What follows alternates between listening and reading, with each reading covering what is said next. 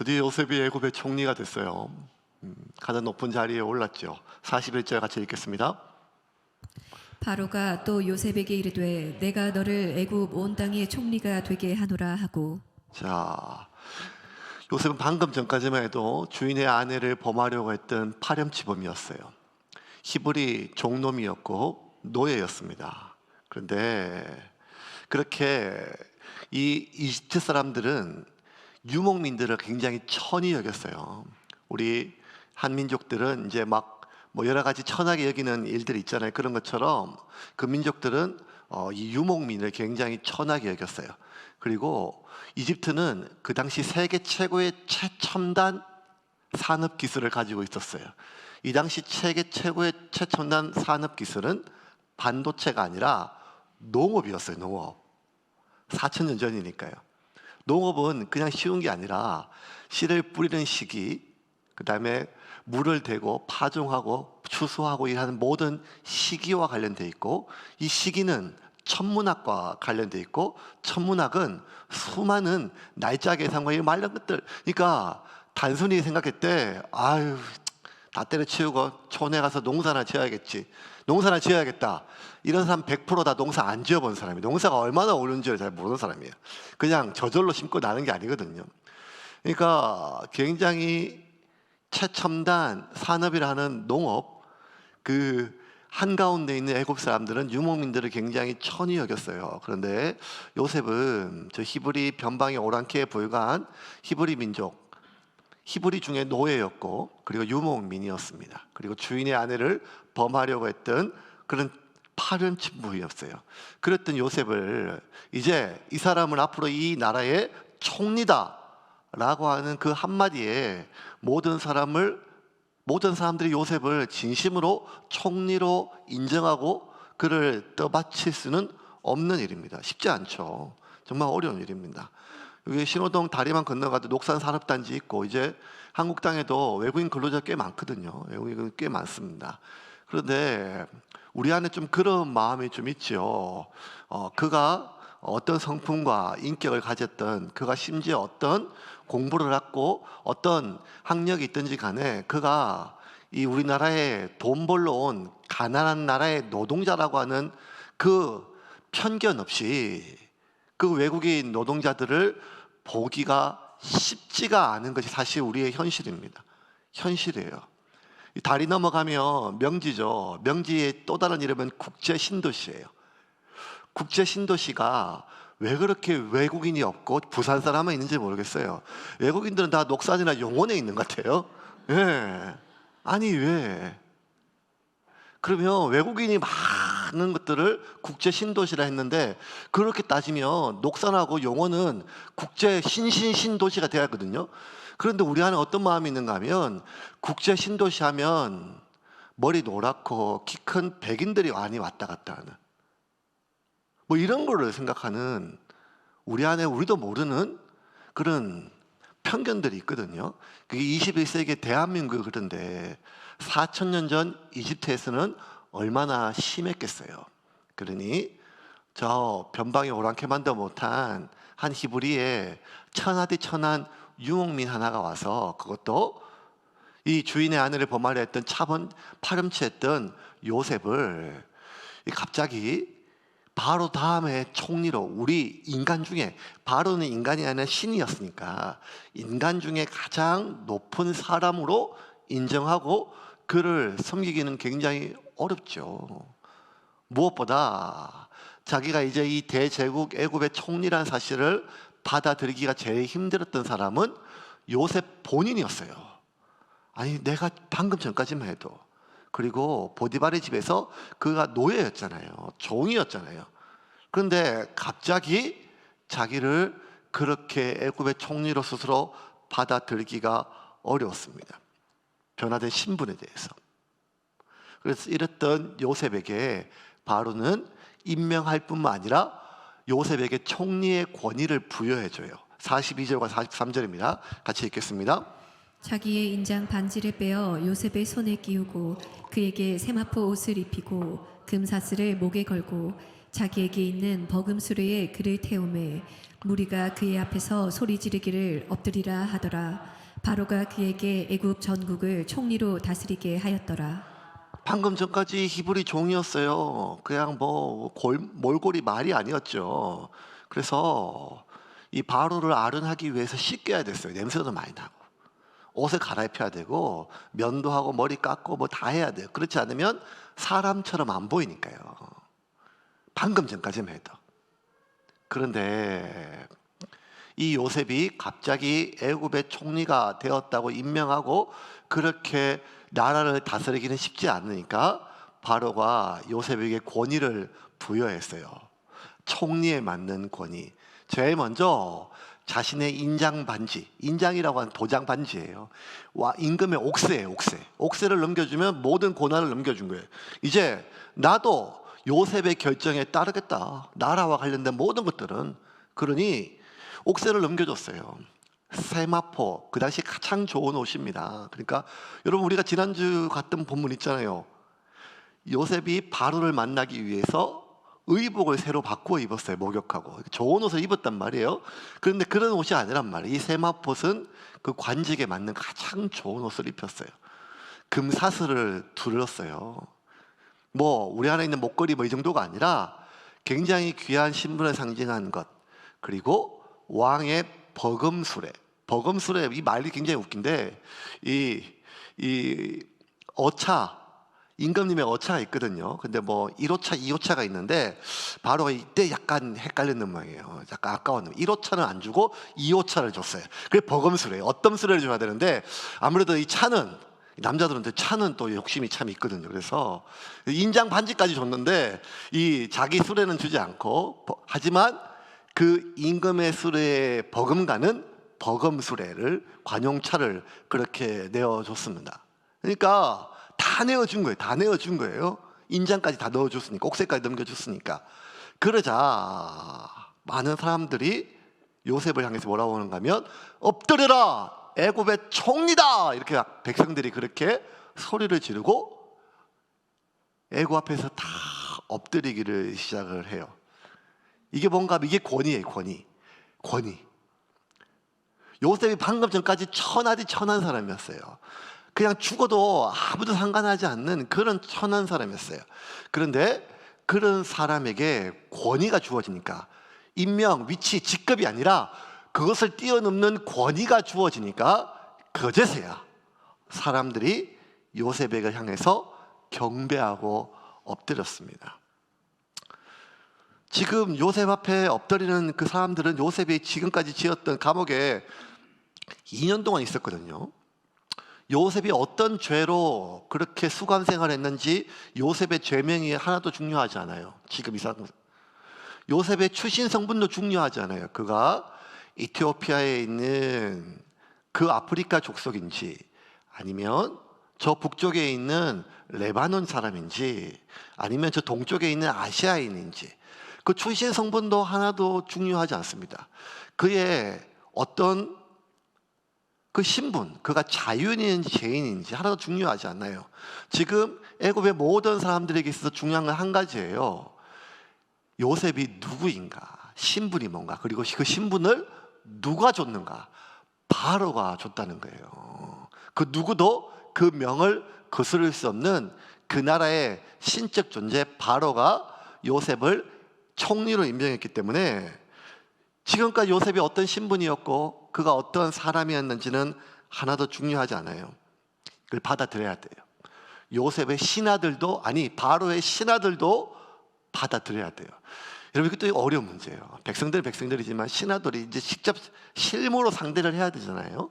이게 얼마나 어려운 일입니까? 얼마나 어려운 일이에요. 그러니까 사실 참 쉬운 게 아닙니다. 참 쉬운 게 아니에요. 제가 안양에 있을 때 한 달에 한 번씩 교회끼리 이제 운동 시합을 해요. 축구를 해요. 이 담임 목사님들이 운동 시합하면 이제 그걸 또 목숨을 걸어요. 저희들이 A 매치라 그래요. 그래가지고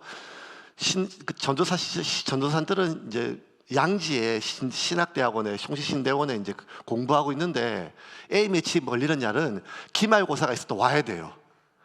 대한민국 병폐가 많습니다, 이게. 교회가. 그래서 어쨌든 아주 박터지게 싸운 날이에요. 그날 뭐 이렇게 교육부서가 반토막 나도 덜 깨지는데 그날 축구에서 지면 끝장이에요. 그래가지고 하는데 그 같이 이제 자주 경기했던 인천 제2교회 목사님이 계신데 그 목사님이 그 교회의 원로 목사님의 손자예요. 그러니까 어릴 때부터 그 교회 자랐죠. 어릴 때부터 태어나서. 그래서 그 목사님이 얘기를 하시더라고요. 그 목사님이 이제 한참 뒤에 그 교회 담임으로 갔는데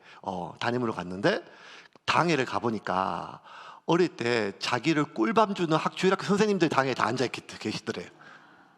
당회에 가보니까. 그러면서 어릴 때 맨날 이놈 시키야 하고 맨날, 그러니까 뭐 목사 아들들이 뭐 그렇게 또 개구장이가 많잖아요. 그러면 또 그냥 옆에서 보면 막 하면서 이것도 했는데, 그렇게 어릴 때 혼나고 꿀밤 주신 분들이 다 당회에 앉아 있는데 당회를 인도하는데 아주 죽을 것 같다고 얘기를 하시더라고요. 이게 어려워요. 제가 몇 번 얘기했잖아요. 이렇게 여러분, 저는 우리 교회에서 설교하는 게 제일 좋아요. 여러분 반짝반짝 눈으로 저를 바라보니까요. 그런데 명절 때 저희 집에 가가지고 여러분, 제가 다 제사 지내고 제사상 앞에 놓고 저보고 그래 설교 한번 해봐라 했을 때 그거 얼마나 어려운 일이에요. 방금 전까지 큰형님이 제 손톱 발톱 다 검사했는데, 그러니까 지금도 팔남매 막내인데 네가 목사면 목사지, 그래 설교 한번 해봐라. 그래가 그 앞에서 그래도 저만 예수를 믿으니까 교회를 다니니까 설교할 기회가 있으니까 설교를 해야 되잖아요. 그런데 여전히 지금 나이 50이 넘어서 손톱 발톱 검사 다 하고 저보다 20살 많고 16살 많고 15살 많은 형님 누님들 앞에서 저는 여전히 아주 아들 같은 막내인데 갑자기 제가 목사라고 뭘 하기가 얼마나 어렵겠습니까? 이게 참 어려운 일이에요. 이것보다 수백 배 더 어려운 게 막내나 뭐 이런 게 아니고 그냥 히브리 천한 노예였고 종놈이었고 죄수였는데, 이 죄수였던 요셉이 갑자기 자기 앞에 상관으로 왔어요. 그의 명령을 다 따라야 돼요. 이게 얼마나 어렵겠어요. 정말 힘든 일이죠. 그런데 이 신하들은 이 짓을 지금 해야 됩니다. 백성들도 마찬가지죠. 받아들여야 돼요. 그게 인정이 되든 인정이 되지 않든. 그런데 무엇보다 이 사실을 받아들여야 될 사람은 바로 요셉 자신이죠. 아무리 생각해도 자기가 이제 뭘 하기가 쉽지 않아요. 왜냐하면 나는 이전까지 죄인이었거든요. 비록 누명이긴 했지만 진짜 파렴치범의 어떤 신분이었거든요. 천한 유목민이었거든요. 그런데 이제 자기가 다스리라고 왕이 이 모든 권위까지 다 줬는데, 아휴, 내가 뭐라고. 내가 우리 집안이 내가 지금까지 이렇게 살았는데 내가 뭐라고 지금 갑자기 이 사람들을 어떻게 해?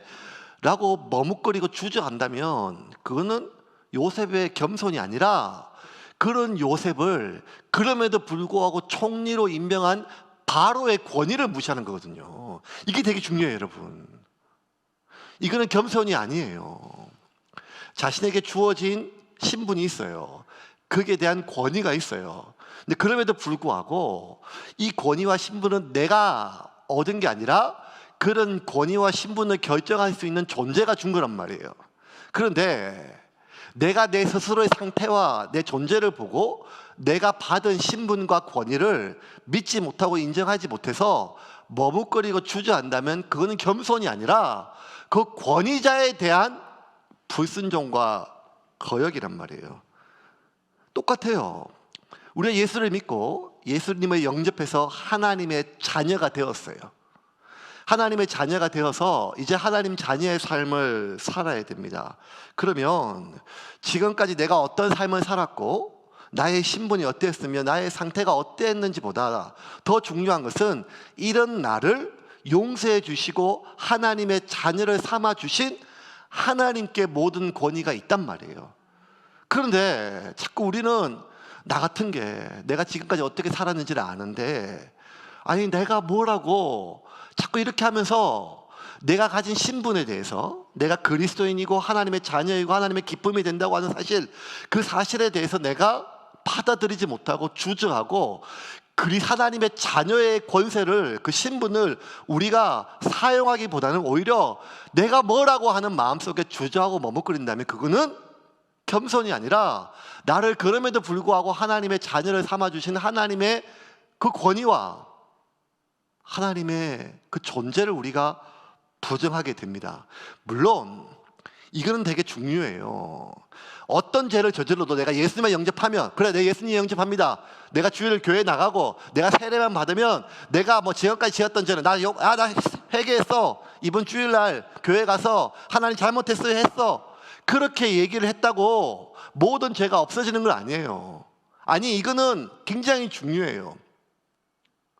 복음은 그렇게 값싼 것이 아닙니다. 나는 값없이 구원을 받았지만 내가 구원받기 위해서 하나님이 죽으셨어요. 내 죄 때문에. 내가 저질렀던 죄는 그냥 가벼운 게 아니란 말이에요. 하나님이 죽으셔야 했던 죄란 말이에요. 그런데 그럼에도 불구하고 내가 진심으로 나의 죄에 대한 애통함도 없이 미안, 잘못, 용서, 그렇게 값싸게 용서받았다고 스스로가 착각하고 있는, 값싼 복음에 찌들어 있는 위선적인 그리스도인 때문에 얼마나 교회와 성도들이 욕을 받고 있습니까? 우리도 그럴 수도 있어요. 이거는 문제예요.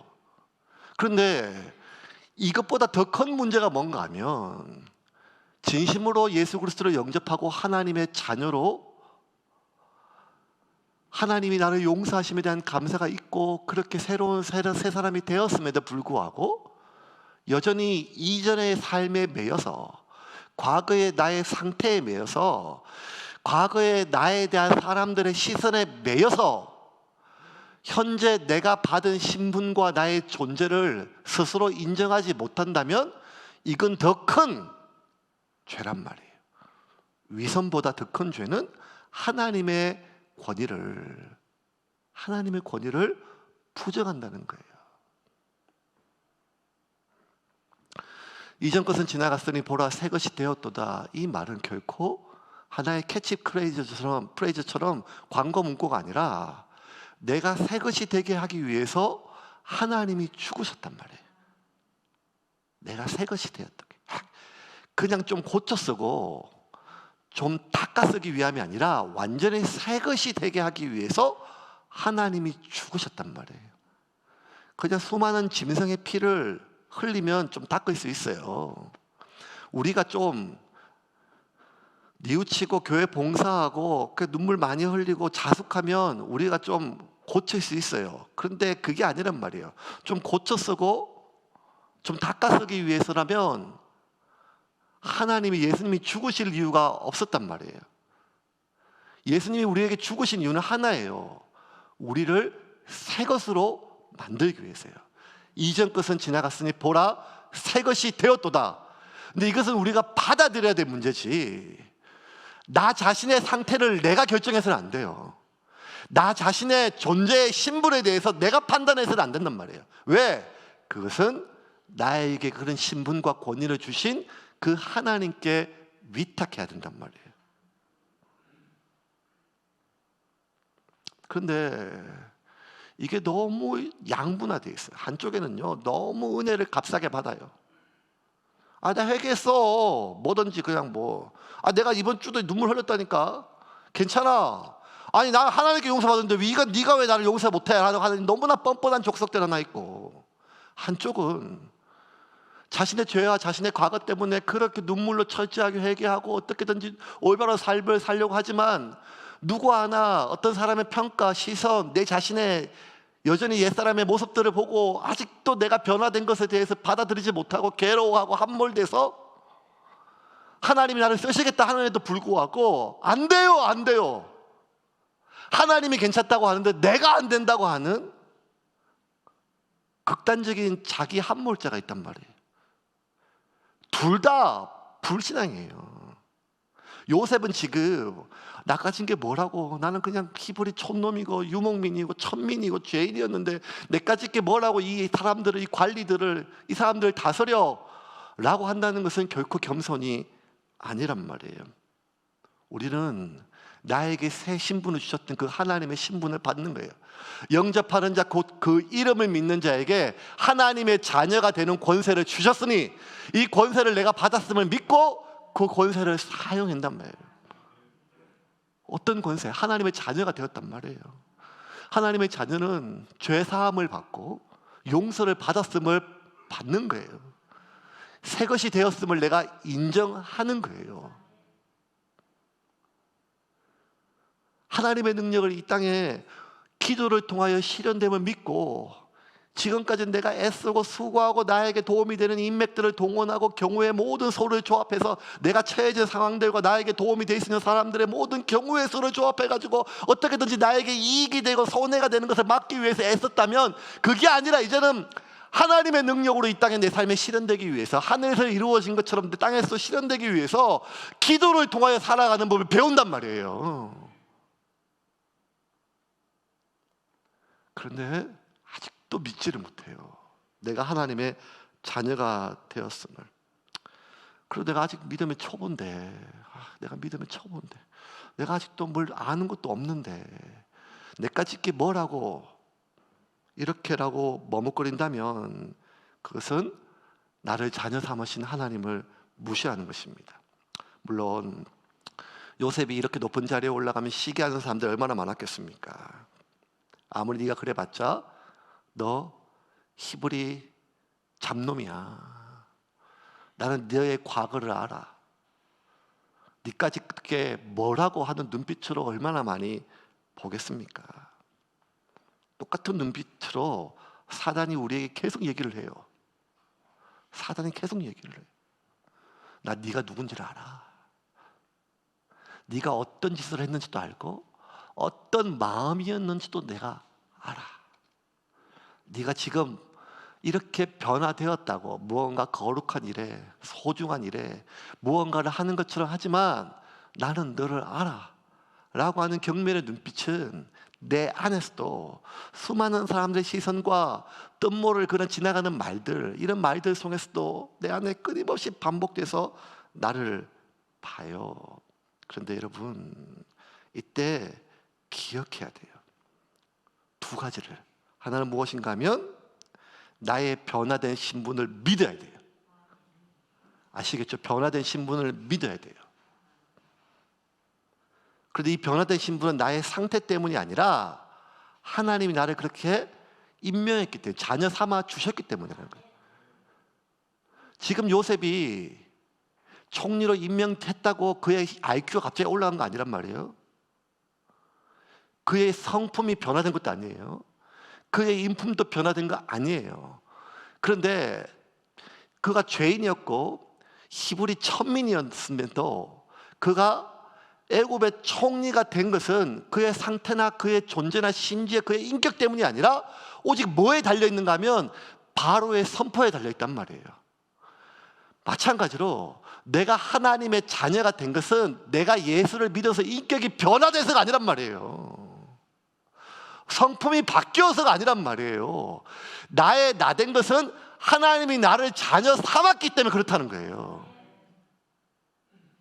이유, 내가 내 옛사람을 끊어버리기 위하여 피 흘리기까지 죄와 싸우는 것은 별개의 문제예요. 그건 반드시 필요해요. 하지만 내가 변화된 신분 자체는 내가 내 죄와 싸워서 피 흘리기까지 싸우고 있기 때문에 나는 여전히 하나님의 자녀고, 나는 내 죄와 지금 싸우고 있지 않기 때문에 내가 하나님의 자녀가 아니란 말은 아니란 말이에요. 이게 나의 신분의 변화는 나의 노력이나 나의 상태나 나의 존재가 아니라 나를 자녀 삼으신 하나님의 권위 아래 있다는 거예요. 하나님 내게 변화된 신분을 주셨어요. 이게 너무나 세상에서 교회가 욕을 먹고 그리스도인이 욕을 많이 먹어요. 욕먹을 짓을 했어요. 목사들이 너무너무 잘못했어요. 이제는 그 이단이야, 우리는 안 그래, 이런 말이 안 통해, 너희들이다 걔들이다 뭐 이런 말 뭐 이제 굳이 얘기할 필요도 없어요. 그래서 그리스도인의 자존감이 너무 많이 무너졌어요.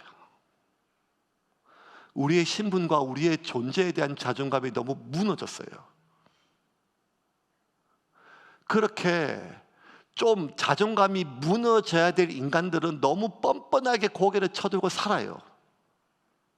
온갖 탈세와 거짓과 사람을 나의 이익을 위한 수단으로 부리면서 나는 12조 냈고 난 직원 예배하니까 나는 거룩한 것처럼 착각하고 있는 족속들이 있고, 어떻게든지 하나님 앞에서 몸부림치며 살아가려고 노력하는데 내가 내 자신을 봐도 진짜 아직 멀었는데 그리스도인을 향한 세상의 수많은 시각들이 더 무너졌으니까 점점 하나님의 자녀의 신분됨에 대한 자존감이 무너지는 이때 여러분 정신을 똑똑히 차리고 찾아야 될 것은 나는 죄인이에요. 여러분 분명한 건 뭔가 하면 저와 여러분 죄인이에요. 세상이 이야기하는 것보다 더 안 좋아요. 진짜 상태가 더 안 좋단 말이에요. 근데 그런 나를 하나님이 자녀 삼아 주셨단 말이에요. 그래서 우리가 정결하게 되고 깨끗하게 된 것은 예수를 믿어서 우리가 깨끗하게 살기 위하여 몸부림쳤기 때문이 아니라 하나님이 당신의 아들의 피로 우리를 정결하게 씻어 주셨기 때문에 우리가 자녀로 살아가는 거예요. 자녀임을 믿고 이걸 믿어야 돼요. 두 번째는 그 신분과 권세를 사용해야 돼요. 그래서 내가 진짜 변화됐는지를 내 스스로가 확인해야 돼요. 요셉은 그렇게 했어요. 니까짓 게 뭔데? 니까짓 게 뭔데? 이런 수많은 잠재된 의식과 시각들과 눈빛들이 다 있고 말들이 있고 다 들려치고 했지만 그럼에도 불구하고 자신의 권위를 사용했어요. 45절 46절 같이 읽겠습니다. 45절 46절입니다. 그가 요셉의 이름을 사브나파네아라고 하고 또 오네 제사장 보디베라의 딸 아스낫을 그에게 주어 아내로 삼게 하니라. 요셉이 나가 애굽 온 땅을 순찰하니라. 요셉이 애굽 왕 바로 앞에 설 때에 30세라. 그가 바로 앞을 떠나 애굽 온 땅을 순찰하니. 바로가 반지도 주고 옷도 입히고 자기 차도 주고 금목걸이도 끼워주고 그리고 가장 중요한 권세 제사장의 딸을 아내로 주어서 그의 출신 성분까지 바꿨어요. 이제 히브리 잡놈이 아니라 제사장의 사위예요. 다 바꿔줬어요. 그래서 요셉이 사용해요. 순찰해요. 다 순찰이 뭔가 돌아다니면서 다 본다는 거예요. 자기 관할 아래에 있으면 확인하는 거예요. 내 관할 아래에 있는 땅이 사람들이 사역이 뭔지를 다 본다는 거예요. 사람들이 다 그를 보는 거예요. 이제 히브리 종놈이 아니라 총리 애굽으로 그를 보는 걸 확인했어요. 그리고 나서 명령했어요. 너희들의 곡식을 거두라. 48절 49절 같이 읽겠습니다. 요셉이 애굽 땅에 있는 그 7년 곡물을 거두어 각 성에 저장하되 각 성읍 주위에 밭의 곡물을 그 성읍 중에 쌓아두매 쌓아둔 곡식이 바다 모래같이 심이 많아 세기를 그쳤으니 그 수가 한이 없음이었더라. 아무리 돈을 많이 벌어도 여러분 세금 낼 때는 기분이 안 좋잖아요. 세금이 많으면 많이 번 거거든요. 그래도 세금 낼 때 너무 안 좋아요. 안 좋아요. 안 좋아요. 기분이 많이 안 좋죠. 기분 좋게 할 수가 어때요? 얼마나 많이 싫어해요. 근데 그걸 한단 말이에요. 자기 거 뺏기는데 자기가 아무리 풍년이 들어서 소출이 많이 는 거는 생각하지 않고 얼마나 많이 뺏기는가. 그러니까 많이 벌었으니까 많이 뺏기겠죠. 많이 뺏기는데 얼마나 반발이 심해요. 그걸 쉽게 할 수 없어요. 내 걸 뺏기는데 누가 순종해요? 그런데 그거 한단 말이에요. 요셉이 명령하니까 내어준단 말이에요. 목숨 같은 피 같은 돈을, 쌀을, 밀을 요셉이 확인했어요. 아, 내가 명령하니까 내어준다는 거예요. 경배를 넘어서 자신의 피 같은 자신의 인생을, 시간을, 삶을 내어준다는 거예요. 여러분, 나에게 주어진 권세는, 신분은 언제 확인되는가 하면 임명받았을 때가 아니라 그것을 사용할 때예요. 세례받아서 기도할 수 있는 능력, 우리 애가 하나님의 자녀가 되었다고 있는 권세를 받았을 때가 아니라 그걸 사용할 때예요. 기도할 때 하늘에서 매인 것이 땅에서도 매이고, 땅에서 내가 푸는 것이 하늘에서 풀리는 것이에요. 그것을 내가 경험하는 거예요. 하나님이 내 죄를 용서한 것처럼 나 역시 누군가를 절대 용서할 수 없는 그 사람을, 여전히 내 마음과 감정은 정리되지 않았지만 성령님의 도움을 요청해서 내가 그를 온전히 용서하고, 용서하지 못할 때, 아직 그런 마음이 들지 못하면 내가 스스로 복수하겠다고 하는 생각을, 대갚아 주겠다는 생각을 내가 스스로 멈추는 내 자신을 확인해야 돼요. 그렇게 할 때 내가 변화된 것을, 단순히 교인이 된 것이 아니라 하나님의 자녀로 변화된 것을 내 스스로가 느껴야 된다는 거예요. 언제? 나에게 주어진 권위를 사용할 때예요. 대성공이었어요. 대성공. 7년 동안, 대풍년이니까 대성공이었어요. 집집마다 곡간이 넘쳐났지만 나라마다, 도로마다 곡식이 넘쳐났어요. 넘쳐났어요, 여러분. 상상을 해보세요. 상상을 해보세요. 얼마나 많이, 앞으로 7년 동안 놀고 먹어도 살 돈이 생겼단 말이에요, 여러분. 한 가족이 1년에 한 4천만 원, 뭐 5천만 원 쓴다고 합시다. 그러면 7년이면 얼마예요? 2억 8천, 한 3억. 갑자기 3억짜리 계속 통장들이 막 밀려오는 거예요. 남의 일이라고 좋아하지도 않고 현실로 됐어요. 그러니까 얼마나 대성공이에요. 사람들 박수 쳤어요. 야, 사람 하나 바뀌었을 뿐인데, 총리 하나 바뀌었을 뿐인데 이렇게 우리가 살기가 좋아졌다고. 아무도 요셉을 히브리 좀농으로 기억하는 사람이 없어요. 7년 지났으니까요. 아무도 요셉을 과거에 주인의 아내를 범하려고 했던 잡놈으로 기억하는 사람들이 없어요. 다 왕다움으로 다 박수 치셨어요. 그런데 여러분, 신기한 거는요, 모든 사람이 그렇게 박수를 쳐줘도 여전히 요셉의 가슴을 후벼 파는 상처가 있어요. 당신 참 대단하다. 박수를 아무리 남들이 쳐도 요셉 안에 부모 형제도 나를 버렸는데, 나를 죽이려고 했는데. 여러분, 어떤 상처들은요, 그래요. 시간이 약이에요. 시간이 지나면 상처도 아물고 그 사건도 잊혀져요. 시간이 약이니까요. 근데 어떤 상처는요, 아무리 시간이 지나도 아물 수가 없어요. 너무 깊게 패인 상처는 아무리 시간이 많이 지나도 잊혀지지가 않아요. 너무 그 아프고 그 상처가, 그 통증이, 고통이 지금도 현재 진행 중일 때는 결코 그 사건을, 그 눈빛의 그 말을 잊을 수는 없어요. 자기를 죽이려고 했던 형들의 그 눈빛, 자기를 강제로 싸고 목을 조르고 구덩이에 쳐넣었던 그 형들의 목소리, 밤새도록 저놈을 어떻게 죽일까 모의하는 그 소리, 이런 걸 어떻게 잊어요? 사람들이 아무리 박수를 치고 당신 참 대단해 해도 부모 형제 나를 버렸다는 이 말이요. 얼마 전 TV 보니까 이렇게 뭐 연예인도 국민 호감이 있고 국민 비호감이 있잖아요. 국민 호감 쪽에 들어간 박수홍 씨, 아는 사람도 있고 모르는 사람이 있겠는데, 박수홍 씨가 결혼했어요. 노총각이 결혼했으니까 얼마나 많은 사람들이 박수 쳐줬어요. 그런데 아는 사람 알겠지만 한 20년 30년 동안 자기 매니저 역할을 했던 형하고 불화가 생겨서 법적 분쟁에 들어가고, 자기 하나 때문에 온 가족이 먹고 살았는데 이제 온 가족이 자기와 법적인 분쟁의 대상이 됐어요. 아버지가 망치를 들고 때려 죽인다고 찾아오기도 하고 뭐 이런 일들이 많았죠. 그러니까 인터넷상에서 우리가 읽기에는 가십했지만 박수홍 본인은 어떤 말이겠어요. 어제까지 같이 서로 웃고 떠들었고 고맙다고 하고 했는데 갑자기 이제 나는 천하의 몹쓸놈이 된 거예요. 그래서 결혼식 날 인터뷰를 해요. 많은 사람들도 얘기를 해요. 다 박수 쳐줘요. 잘했다 잘했다. 그런데 박수홍 씨가 이렇게 얘기를 해요. 하나도 기쁘지 않대요. 왜? 지 살려고 부모 형제도 버린 남이라는 그런 인터넷 댓글도 있잖아요. 그런 거 읽을 때마다 가슴이 녹는데요. 왜? 그런 거 아무리 신경 안 쓰려고 해도 자기 안에도 그런 마음이 있는 거예요.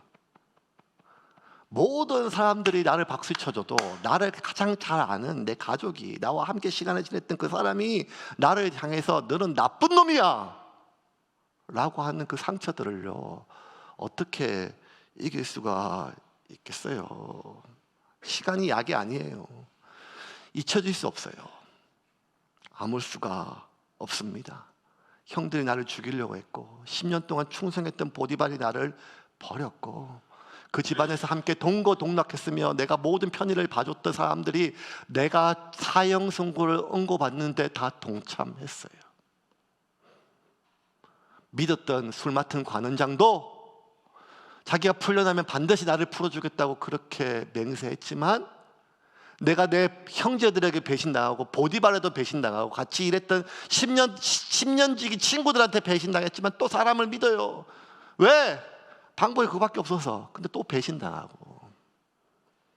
그랬던 요셉은요, 뭐가 상처인가 하면 사람이 상처예요. 사람이 상처. 지하 감옥에서 국물 같은 집으로 바뀌었어요. 죄인에서 수감자에서 총리로 신분이 바뀌었어요. 환경도 바뀌고 상황도 다 바뀌었지만 여전히 요셉은 뭔가 하면 사람은 믿을 수가 없어요. 10년을 형제처럼 지냈던 동료가 나를 배신하고 10년을 내 목숨을 바쳤던 내 주군이 나를 버렸는데, 아니 그게 말을 해서 뭐예요? 내 한 배에서 나고 자랐던 형제도 나를 죽이려고 했는데, 죽였는데 내가 도대체 누구를 믿어요? 지금 나한테 절한다고? 박수 쳐준다고? 어떻게 믿을 수가 있어요? 안 믿으려고 하는 게 아니라 믿을 수가 없어요. 요셉을 둘러싼 상황이 아무리 안정이 되어도 마음의 평안은 별개의 문제예요. 마음의 평안은 별개의 문제. 누구도 믿을 수 없어요. 심지어 바로도 못 믿어요. 이제 지금도 언제나 바로 말 한마디면 감옥에 가요. 아내도 못 믿어요. 제사장, 가장 큰 대제사장의 딸이에요. 평화도, 가정에도 그 어느 곳에서 안착이 안 돼요. 왜? 언제든지 배신당할 수 있고 나를 배신할 수 있고. 지금은 앞에서 이렇게 박수 쳐지만 언제라도 무언가 자기가 원하는 것이 충족되지 않으면 나를 향하여 매서운 눈빛으로 나를 정죄할, 나를 비난할, 나를 공격할 그 사람들이라는 생각이 지워지지가 않아요. 그러니 여러분 초식동물 봐요. 잘 때도 서서 자요. 눈을 뜨고 자요. 바람 소리만 들려도 서스라치게 깜짝 놀라가지고 가요. 그러니 누구 하나 눈빛만 바뀌어도, 말 하나만 바뀌어도 얼마나 두렵고 겁이 나겠어요. 안착이 안 돼요. 자기 삶이. 그 누구한테도 어떤 일에도 자기 인생에 안착이 안 돼요. 이 요셉의 심정을 가장 잘 아는 사람이 지금 요셉의 이야기를 쓰고 있는 모세가 아니겠어요? 모세도 마찬가지예요. 누구보다 대제국 애굽의 생리를 누구보다 요셉이 알잖아요. 왕자로 40년 살았으니까요. 40년 동안 왕자로 살았지만 그 애굽 백성 하나 죽였다는 이유만으로 살인자의 누명으로 써가지고 갔잖아요. 쫓겨났잖아요. 도망갔잖아요. 그 일이 왜 그래요? 자기 동족 살려보려고 자기 동족이 애굽 사람에게 까닭없이 고통당하니까, 자기들끼리 분쟁하니까. 아니 나가 40년 동안 왕자로 살게 해준 애굽 사람을 내 동족을 위해서 죽였어요. 그런데 그 동족이 자기를 꼰질러 바쳐요. 자기 인생이 망가졌어요. 40년 동안 미디안 광야에서 히브리 사람들, 아니 이집트 사람들이 천하게 여기는 유목민 생활을 40년 동안 했어요. 그게 얼마나 마음이 많이 무너졌겠어요. 그러다가 그 미디안의 제사장 딸과 결혼했어요. 40년을 살았어요. 그럼 이제 새로운 인생이잖아요. 새로운 삶이잖아요.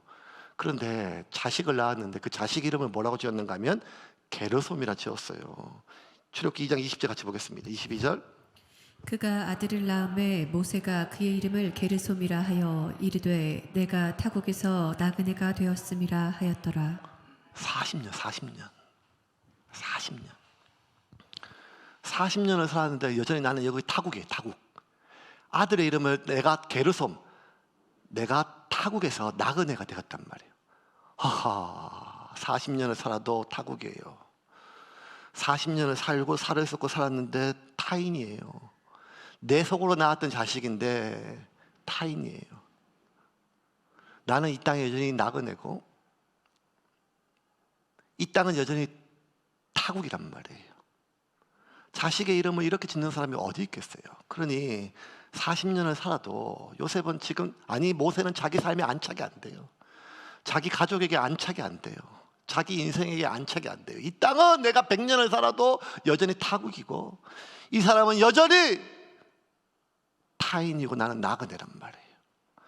이게 얼마나 서글픈 삶이에요, 여러분. 교회 하나만 와도 내가 이 교회 온 지 20년이 지나고 3년이 지났는데 아직도 이 교회 손님같이 느껴지는데 그것이 얼마나 서러운데, 여러분. 그것도 서러운데요. 이 땅에 살았는데 40년을 살았는데 살을 썩고 살았는데 어느 날 돌아서 보니까 이 사람 남이었어요. 남. 내 사람인 줄 알았는데 남이었어요. 남. 왜? 그 동족에게 40년 동안 살았던 애굽 사람에게, 사람에게 받았던 상처가 여전히 아물지 않아서 자신의 삶에, 자기 인생에 안착되지를 못해요. 언젠가는 나를 배신할 사람.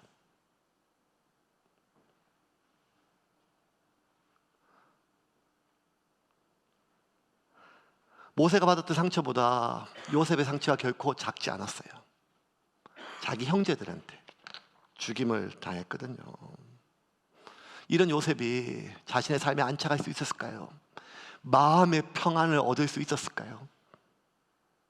50절 51절 같이 읽겠습니다. 흉년이 들기 전에 요셉에게 두 아들이 나되 곧 온의 제사장 보디베라의 딸 아스낫이 그에게서 낳은지라. 요셉이 그의 장남의 이름을 므낫세라 하였으니 하나님이 내게 내 모든 고난과 내 아버지의 온 집일을 잊어버리게 하셨다 하며. 기가 막힌 말씀이에요. 요셉이 그의 장남 이름을 므낫세, 게르솜이라 하지 않고 뭐라 한가 하면 므낫세, 하나님이 내게 내 모든 고난과 내 아버지의 온 집 일을 뭐라고요? 잊어버리겠다는 거예요. 내 모든 고난, 그 배신, 내 아버지의 온 집, 그 형제들, 나를 죽이려고 했고 나를 팔았던 그 형제들을 잊어버리겠대요. 그게 어떻게 잊어질 수 있어요? 근데 잊어졌다는 거예요. 상처가 흉터로 바뀌었다는 거예요. 상처나 흉터나 겉보기 똑같아요. 근데 상처는 누르면 아프고 흉터는 눌러도 아프지가 않습니다. 둘 다 내가 얼마나 고통스러운 일을 겪었는지를 우리 몸에 남게 하는 기억이에요. 하지만 상처는 건드리면 과거와 똑같이 이전보다 더 아프지만 흉터는 여전히 그 기억은 가지고 있지만 아프지 않은 흔적입니다. 저와 여러분 삶 가운데 지우고 싶은 일들이 있어요. 그때 그 일만 없었더라면, 그것만 아니었으면 내 인생에. 이 세상 누가 오점과 얼룩으로 가득 찬 삶을 살고 싶은 사람이 누가 있겠어요? 어떻게든지 내 삶에 오점이 안 생기게 하려고, 어떻게든지 나는 이렇게 더럽혀졌지만 내 자식의 삶에는 오점이 안 남게 해주려고 했는데 어느 순간 보니까 오점이 아니라 얼룩투성이고 완전히 먹물이 됐어요. 씻어도 닦아도 표시도 안 나요. 아무리 하나님께 용서를 구해도, 잊으려고 해도, 나는 잊었지만 사람들이 다시 기억나게 해줘요. 그래서 많은 사람들이 여전히 과거의 상처 속에 살아가요. 기억할 때마다, 누가 건드릴 때마다 아파요. 그래서 건드린 사람에게 폭발해요. 상처를 기억나게 하는 사람을 멀리하게 됩니다. 이제 말씀을 좀 정리하겠습니다. 그 일은 절대 잊어지지 않습니다. 그런데 하나님이 잊어버리게 하신다어요. 하나님이 잊어버리게 하셨다는 거예요. 흉터로 아물게 했다는 말이에요. 누가 건드려도 더 이상 아프지 않는다는 말이에요. 그러면서 52절 메시지 성경 버전을 보겠습니다. 52절입니다. 같이 읽겠습니다. 또 하나님께서 내 슬픔의 땅에서 나를 번성하게 해주셨다고 말하면서 둘째 아들의 이름을 에브라임, 갑절의 번성이라고 했다. 둘째 아들의 이름은 첫 번째는 므낫세, 하나님이 그 모든 것을 잊게 해주셨다. 그리고 둘째는 하나님께서 내 슬픔의 땅에서 나를 번성해 줬다는 거예요. 이 말도 기가 막힌 말이에요. 애굽에서 1인 만인 지상이 됐어요. 모든 황해 바뀌었어요. 그런데 여전히 애굽은 요셉에게 슬픔의 땅이에요. 왜? 팔려온 땅이잖아요. 자기를 둘러싸고 있는 모든 사람들이 자신에게 아련하고 경배하지만 그 사람들은 자신에게 안전하지 않아요. 이 땅은 여전히 나한테 안전하지 않아요. 이 상황은 모든 것이 다 평화로워 보이지만 나는 이 땅에서 나를 안전하게 느끼지 못해요. 왜? 이 땅은 슬픔의 땅이에요. 슬픔의 땅. 그런데 나는 여전히 이 슬픔의 땅에서 나를 슬프게 하는 사람에게, 나에게 안전하지 못한 이 땅에 살고 있고 나에게 안전하지 않는 사람들 틈에서 나는 살고 있지만 이 슬픔의 땅에서 하나님이 나를 번성하게 했다는 거예요. 나의 번성은 이 땅에 달려있지 않다는 거예요. 나의 평안은 이 사람들에게 달려있지 않다는 거예요. 내 삶의 안착은 이 사람들과 이 땅에 달려있는 것이 아니라 하나님께 달려있다는 거예요. 이걸 믿어야 된다는 거예요. 언제까지 여러분의 인생을 타인에게 넘겨줄 것입니까? 여러분의 마음의 평안을 그 사람들에게 넘겨줄 것입니까? 만약 저와 여러분이 지금까지 내가 받았던 상처와 아픔과 그 서러움에 대한 묵상에 대한 마음을 10분의 1만 이런 나를 구원하신 하나님의 은혜에 집중했다면, 내가 받은 상처의 크기와 독성과 위험성을 묵상했던 시간의 10분의 1만 나를 위해서 예수님이 나에게 하신 일에 대해서 묵상했다면 우리는 훨씬 더 자유로웠을 거예요. 근데 우리는 교회를 10년, 20년 다하면 그 세월 동안 상처가 더 쌓이고 그 마음이 더 쌓이는 이유는 우리가 하나님께 집중한 것이 아니라 내가 받았던 그 상처에 집중했다는 거예요. 하나님이 이런 나를 치유하기 위하여 아들을 죽이셨습니다. 그 아들의 피를 내 상처의 환부에 내 죄에 바르시고 나를 정결케 하셨습니다. 이전 것은 지나갔으니 보라 새 것이 되었도다. 그리스도 예수 안에 결코 정죄함이 없나니 하늘에 있는 천사라도 하나님의 사랑에서 너희를 끊을 수 있겠느냐?